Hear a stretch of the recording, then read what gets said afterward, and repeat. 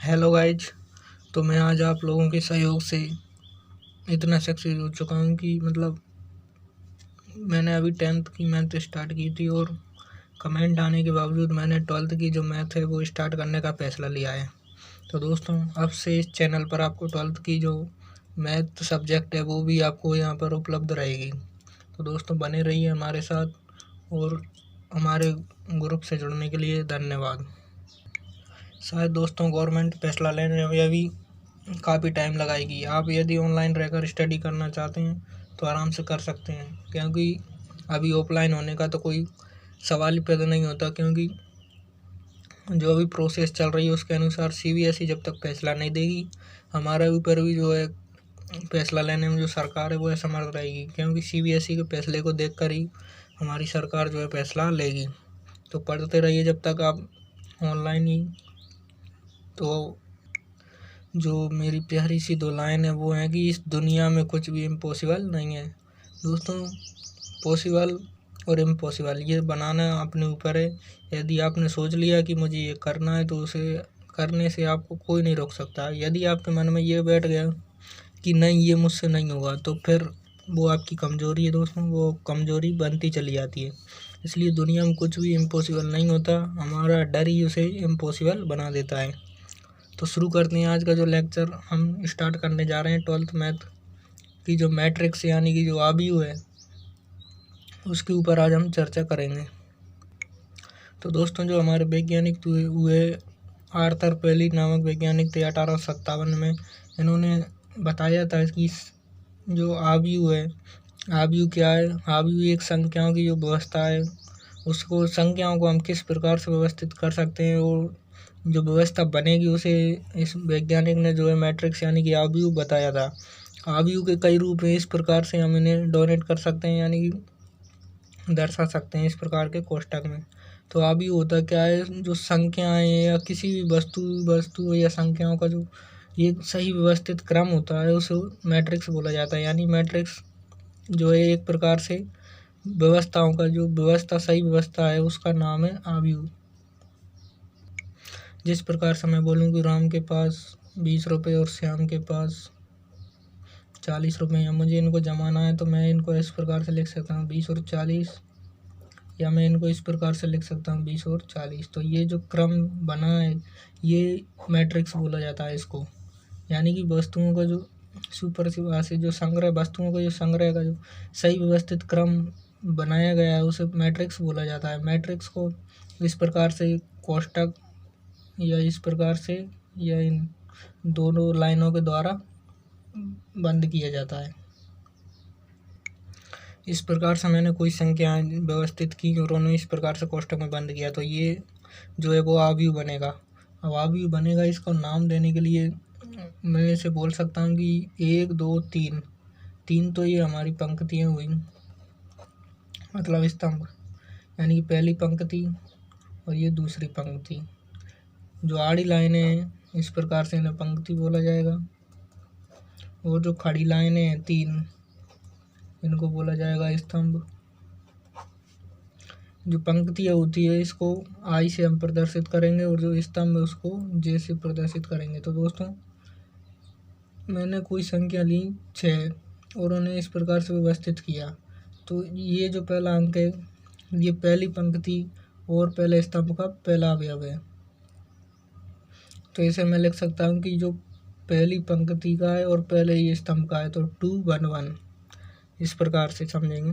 और ये 4 है, जो पंक्ति तो पहली है इसकी और जो स्तंभ आ गया वो दूसरा आ गया।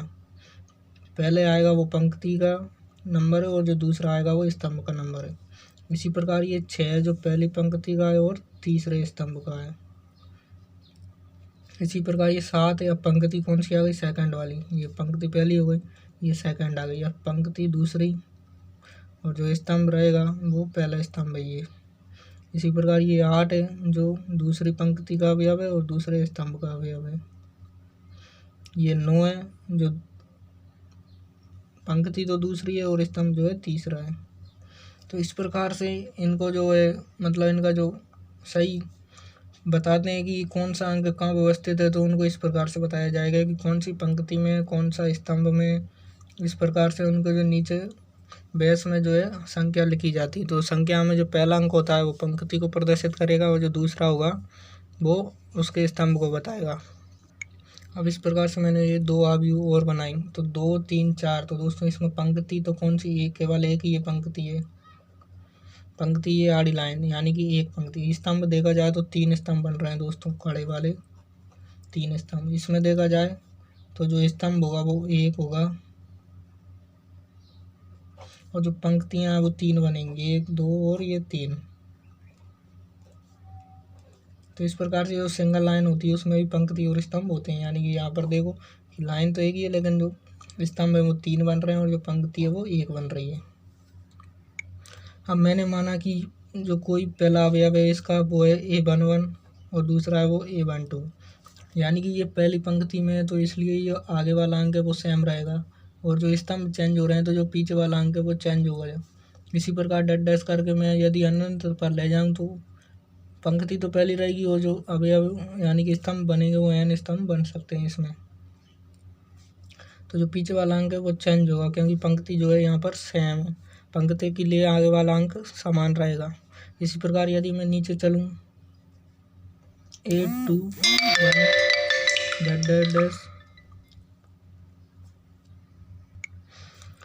हमें यहाँ पर स्तंभ समान रख रहा है क्योंकि स्तंभ तो हम ये पहले वाले स्तंभ में चल रहे हैं और जो पंक्तियाँ हैं वो चेंज हो रही हैं, पहली पंक्ति दूसरी पंक्ति तीसरी पंक्ति। इस प्रकार से अनंत पंक्तियाँ मानी जाएंगी। इसमें मैं मान रहा हूँ इसमें अनंत पंक्तियाँ। तो मैंने एक को अंक दिया 1 1 1, दूसरी पंक्ति में आया तो दूसरी पंक्ति पहला स्तंभ का अवयव होगा। इसी प्रकार यदि मैं चलूँ तो अंत में देखूँगा कि जो पंक्तियाँ आएंगी वो इस प्रकार से m यानी कोई सी भी पंक्ति पर यह समाप्त हो सकता है और जो स्तंभ है इसका वो पहला स्तंभ ही रहेगा। तो स्तंभ में पीछे वाला अंक जो है समान रहेगा और पंक्तियाँ जो चेंज हो रही हैं। इसी प्रकार से मैं यदि आगे चलूँ तो अब मैंने यहाँ पर लिखा लास्ट में कि m भी पंक्ति आ गई और पहला स्तंभ ये चल रहा है। यदि मैं इस साइड चलूँ तो अब मुझे स्तंभ चेंज करना पड़ेगा। तो पंक्ति तो ये m भी रहेगी क्योंकि जो m है वो कोई सी पंक्ति हो सकती है। मैंने यहाँ पर जो अंत वाली पंक्ति है उसे m माना। अब मैं यहाँ पर चल रहा हूँ तो पंक्ति तो मेरी समान रहेगी m, जो स्तंभ में पहले से दूसरे स्तंभ में आ गया इसलिए मैंने यहाँ 1 की जगह अब 2 कर दिया। इसी प्रकार यदि मैं चलूँ तो डैश डैश कर गई, मैं पंक्ति तो m में चल रहा हूँ और ऊपर से देखा जाए तो यहाँ पर ये कौन सा स्तंभ है, ये nवां स्तंभ है क्योंकि जो अंतिम अवयव है उसे मैंने nवां माना क्योंकि मुझे अभी क्रम पता नहीं, इसके अंदर बहुत सी संख्या मैंने मान रखी है डैश डैश करके। तो स्तंभ तो मैं यानी कि जो स्तंभ है वो समान रहेगा। अब पंक्तियाँ चेंज हो रही हैं तो A1n तो दूसरे स्तंभ दूसरी पंक्ति में आया तो A2n। इसी प्रकार मैं नीचे चलूँ तो जो पंक्ति आएगी वो m भी आ गई यानी कि m वाली पंक्ति आ गई और जो स्तंभ चल रहा है वो nवां चल रहा है। तो जो अंतिम पद होगा वो AMN होगा।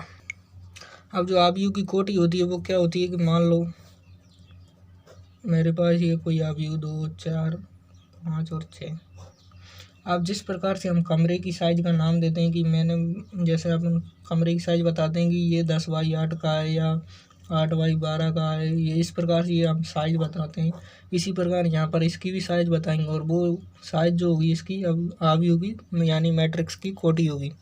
तो इसकी साइज़ हम देखें तो ये इसमें पंक्तियाँ कितनी हैं 2, तो यहाँ पर लिख दो 2। अब स्तंभ को देखें तो स्तंभ कितने 2, तो इस प्रकार क्रॉस लगाकर ये 2। तो जो मैट्रिक्स है वो इसका जो नाम होगा कि मैट्रिक्स है हमारे पास 2x2 की, यानी कि इसमें अवयव कितने आएंगे तो इन दोनों को मल्टीप्लाई कराओ तो 2 दूनी 4 यानी टोटल इसमें 4 अवयव हैं जिससे हमारी 2x2 की जो आव्यूह बनेगी।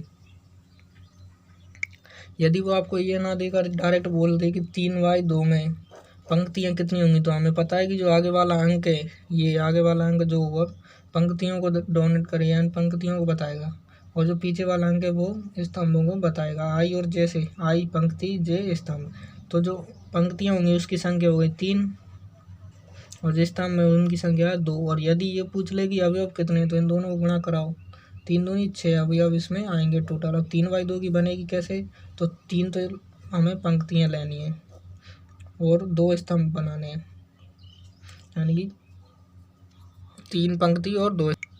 इस प्रकार से 3 पंक्तियाँ हुई और ये 2 स्तंभ हुआ। तो टोटल अंक 1 2 3 4 5 और 6। तो 6 इसमें अवयव आएंगे। इसको हम इस प्रकार से बंद कर देते हैं, जो कि एक मैट्रिक्स का रूप ले लेता है। और इसको लिख देते हैं यहाँ पर 3/2। तो इससे हमें पता चल जाएगा कि जो अवयव यानी मैट्रिक्स बनी हुई है वो 3/2 की बनी हुई है। इसमें जो अवयव आएंगे वो 3 × 2 करके 6 अवयव होंगे। 3 इसमें पंक्तियां हैं और 2 इसमें स्तंभ हैं। तो ये अवयव मैट्रिक्स के बारे में थोड़ी सी आपको जानकारी हो गई होगी कि किसको क्या लिखा जाता है, किस प्रकार से पहचाना जाता है। यदि क्वेश्चन इस प्रकार से दे तो वो मैं आपको अब बता दिया मैंने। तो इस प्रकार से जो मेरे नोट्सों में भी लिखा हुआ है, यदि अवयव में m पंक्ति और n स्तंभ हों, यानी कि i और j जो पंक्ति है और j स्तंभ है, तो इस प्रकार से ये अवयव आएंगे। उसमें अंतिम अवयव होगा जो amn होगा।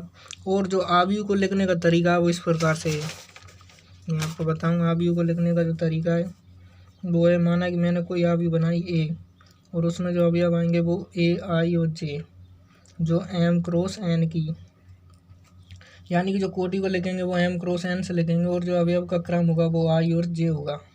ये बात ध्यान रखना, i और j अवयव का क्रम होगा, यानी कौन से स्थान पर वो बनेगा। और जो m × n है वो अवयव की कोटि यानी कि अवयव के रूप बताएगा कि कितने बाई कितने की अवयव है, यानी 2/2 की है या 3/3 की है या 4/4 की है। इस प्रकार से जो बताएगा वो m × n बताएगा। i और j वो बताएगा कि जो अवयव है वो पहले स्थान पर है, पहली पंक्ति दूसरे स्थान पर है या पहली पंक्ति पहले स्थान पर है, इस प्रकार से बताएगा। तो वो उन्हीं को ध्यान में रखते हुए टाइप ऑफ मैट्रिक्स यानी कि मैट्रिक्स की अवयव के भी कुछ प्रकार हैं, वो हम देखते हैं अब एक एक करके। तो पहली मैट्रिक्स आती है कि रो मैट्रिक्स, यानी कि पंक्ति अवयव। पंक्ति अवयव क्या होगी, जिसमें केवल एक पंक्ति होगी, इसका क्रम जो होगा 1 × n होगा। वो कैसे होगा, देखो इस प्रकार से। मैंने कोई मैट्रिक्स मानी ये, तो इसमें केवल एक ही पंक्ति है, तो ये पंक्ति अवयव हो जाएगी। और इसका यदि हम क्रम लेंगे तो क्या बनेगा, 1 × अभी तो कितने हैं, 2 और 2 4 हैं, तो ये बनेगी जो पंक्ति अवयव बनेगी, यानी कि केवल एक पंक्ति है। और यदि इसमें मैं डैश कर दूँ यानी कि अनंत पद हो सकते हैं, तो अभी मैंने तो यहाँ पर लिमिट में लिए 4, अब ये ऐसे भी तो हो सकता है 2 4 6 8, यानी कि वो समझाने के लिए आपको मैं बताऊँ तो इस प्रकार से, यानी कि जो पंक्ति का मान है वो चेंज नहीं होगा, स्तंभ है वो बढ़ सकते हैं, तो इसे मैंने n मान लिया, यानी कुछ भी यहाँ पर हो सकता है। तो इस प्रकार से ये बनेगी हमारी पंक्ति अवयव, यानी केवल एक पंक्ति। इसी प्रकार से यदि देखा जाए कि कॉलम मैट्रिक्स यानी स्तंभ अवयव, तो इसमें अब यहाँ पर पंक्ति अवयव तो इसलिए पंक्ति आई थी, स्तंभ अवयव तो स्तंभ ओनली एक स्तंभ आएगा। तो यहाँ पर देखो ए मैंने कोई माना ए मैट्रिक्स, तो 1 2 3 इसमें जो अवयव हैं, तो इसका जो क्रम होगा वो 3, तो इसमें पंक्तियाँ आई हैं, आड़ी वाली लाइन है ये। और जो स्तंभ होगा ऊपर से देखें तो एक स्तंभ हमें नज़र आता है, इसलिए जो 3 यानी कि 3 पंक्तियाँ हैं, स्तंभ कितना 1, तो जो स्तंभ का मान है यहाँ पर वो समान रहेगा। पंक्तियाँ कितनी भी आप नीचे बढ़ा सकते हो इस प्रकार से। तो ये हो गई दूसरी प्रकार की स्तंभ अवयव। और जो तीसरी टाइप्स है मैट्रिक्स की वो है जीरो यानी कि शून्य मैट्रिक्स। तो इसमें अवयव जो है शून्य हो, यानी ऐसी मैट्रिक्स जिनमें अवयव शून्य हो, इसे कैपिटल ओ से भी दर्शाया जाता है। अब शून्य अवयव मतलब कि जितने भी उसने दे दी कि मुझे 2/2 की मैट्रिक्स चाहिए शून्य अवयव, तो मुझे कैसे बनानी होगी, ये जो 4 शून्य बनाने होंगे, क्योंकि टोटल 4 अवयव आएंगे और 2/2 की लेनी, यानी कि 2 पंक्तियाँ 2 स्तंभ लेने हैं। तो ये हो गई 2/2 की शून्य अवयव, इसे कैपिटल ओ से प्रदर्शित किया जाएगा। इस प्रकार 3 से भी हो सकता है 0 0 0 0 0 0। दोस्तों मैं अभी इनको लाइन में नहीं लिख रहा हूँ, लेकिन आपको ये बिल्कुल लाइन बाय लाइन लिखनी है। इस प्रकार से एक ही लाइन में होने चाहिए सभी अवयव। ऊपर से देखो तो अलग पंक्ति चमके, आड़े में देखें तो बिल्कुल पंक्ति में नज़र आना चाहिए। इस प्रकार से हम इनको लिखते हैं। तो ये हो गई हमारी 3/3 की शून्य अवयव। अब आती है स्क्वायर मैट्रिक्स यानी वर्ग अवयव। तो इसमें पंक्तियाँ और जो स्तंभ होते हैं उनकी संख्या जो समान रहेगी, यानी कि जैसे 2/2 3/3 4/4, जो पंक्ति और स्तंभ है वो समान होने चाहिए, जभी तो वर्ग बनेगा, यानी कि उसकी जो लंबाई है चौड़ाई है वो बराबर होनी चाहिए, तभी स्क्वायर बनेगा यानी वर्ग बनेगा। तो ध्यान रखना कि स्क्वायर मैट्रिक्स में जो m और n का मान है वो समान रहेगा, यानी कि हम या तो इसे m लिख सकते हैं, क्योंकि यहाँ पर जो अंक आएंगे दोनों की दोनों पंक्ति और स्तंभों की संख्या समान आएगी, 3/3 4/4 इस प्रकार से। अब जो विकर्ण अवयव है वो उसकी परिभाषा होती है विकर्ण को छोड़कर सभी अवयव शून्य हो। तो विकर्ण कौन से बनेंगे, अब विकर्ण इसमें 2 होते हैं, देखो मैंने एग्जांपल लिए 2 4 6 8 5 3 2 1 4। इस प्रकार से ये कोई मैट्रिक्स है, ए मान लेता हूँ मैं इसे। अब इसमें विकर्ण कितने बनेंगे? विकर्ण होते हैं कोने से कोने को मिलाना, तो इस प्रकार से ये 2 विकर्ण बन रहे हैं। तो विकर्ण यानी कि विकर्ण में कोई सा भी जो विकर्ण के अवयव को छोड़कर बाकी सभी अवयव शून्य होने चाहिए, तो उसे बोलते हैं विकर्णावयव। तो अब मुझे विकर्णावयव बनाना है ना, तो जैसे मैं विकर्ण के अवयव को यहाँ पर रखूँगा और बाकी के जो सारे अवयव हैं वो शून्य होने चाहिए। इस प्रकार से ये बन गई विकर्णावयव 3/3 की। तो जो विकर्णावयव चाहिए बनाने के लिए तो उसे स्क्वायर मैट्रिक्स हमें लेनी होगी। तो ध्यान रखना कि विकर्णावयव क्या होती है। तो विकर्ण के जो अवयव हैं उनको छोड़कर ऊपर नीचे दोनों साइडों में जो अवयव हैं बाकी के वो शून्य होने चाहिए। तो जो बनने वाली मैट्रिक्स होगी उसको नाम दिया जाएगा शून्य विकर्णावयव, डायगोनल मैट्रिक्स। तो दोस्तों मैं वीडियो को ज़्यादा बड़ी नहीं कर सकता, आज के लिए इतना ही काफ़ी। आगे जो कुछ टाइप्स और बची हैं उनको हम अगले वाले लेक्चर में देखेंगे। जब तक आप इस लेक्चर को देखकर ये जो मैंने बताया उनका रिवाइज कीजिए। आपकी एक्सरसाइज ये 3 नंबर की या हो सकती है 4 की भी हो, NCERT में अभी मैंने देखा नहीं, लेकिन 3 या 4 नंबर की होगी ये एक्सरसाइज।